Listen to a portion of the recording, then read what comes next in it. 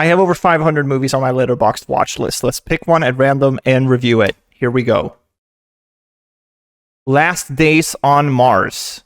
Some sort of sci-fi horror film. Let's go. What a perfectly alright movie to start off this show with. I got about what I was expecting with this one. I only added this to my watch list because of this Letterboxd review that says zombies in ... space.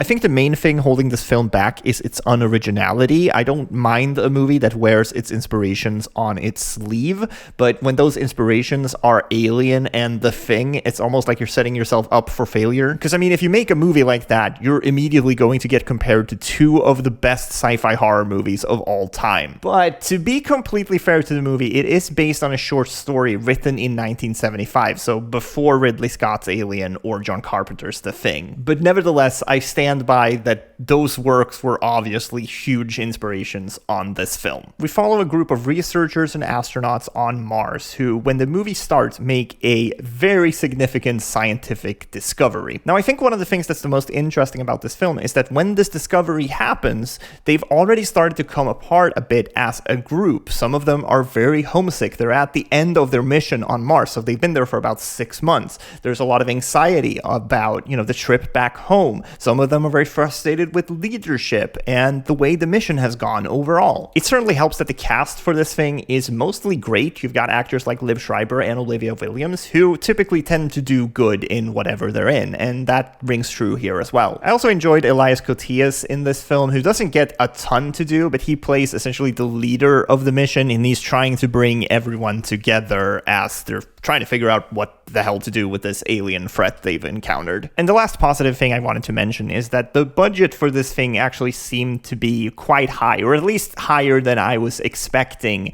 It doesn't fall into this trap that a lot of movies set on Mars do, where it just kind of feels like it's a bunch of characters running around in a slightly more red color-graded desert. Like, they actually do a pretty good job of selling the environment and the threat of that environment, which I actually think is super important in a movie like this. I just wish it surprised me more. About everything that I expected to happen happened in this movie, and that's always a bummer to me. Like, I am perfectly fine with watching something that's completely by the numbers, but then you have to 100% nail what you're going for, and I don't think they do that here. It has a lot of the problems you expect from a movie like this, where characters get picked off one by one, and it's that a lot of these characters are pretty stupid, and that's something that no amount of good acting can fix. I do think they tried to explain some of this by saying that the alien virus they've come into contact with not only corrupts people's bodies, but also their minds, and I get that. Like, there are very key plot points where someone does something that doesn't make sense, and it's a clear indication that they've been infected. That's not really what I'm talking about here. It's just frustrating and kind of feels like you're getting whiplash when in one scene the movie is telling you how smart these characters are. I mean, they're astronauts and scientists, for God's sakes, and then in the next scene they behave like teenagers from a Friday the 13th sequel. I also don't know why this was the look they decided on for the zombies. It doesn't look scary to me at all. In fact, I think it looks pretty silly and cheap in a movie that otherwise looks pretty good. So overall, for the first episode of this show, we could have done a whole lot worse. Like, I know for a fact there's a ton of garbage on my Letterboxd watch list, which we will get to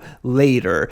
The Last Days on Mars is alright, but it's not something I would really recommend you go seek out. It's an okay time waster, but really nothing more than that. I thought it was pretty interesting that after the movie came out, the film's director went back to making short films, so this is the only full-length feature in his filmography. And I think that's maybe a little bit of a shame. Like, I have some problems with this movie, but none of them are really tied to the directing.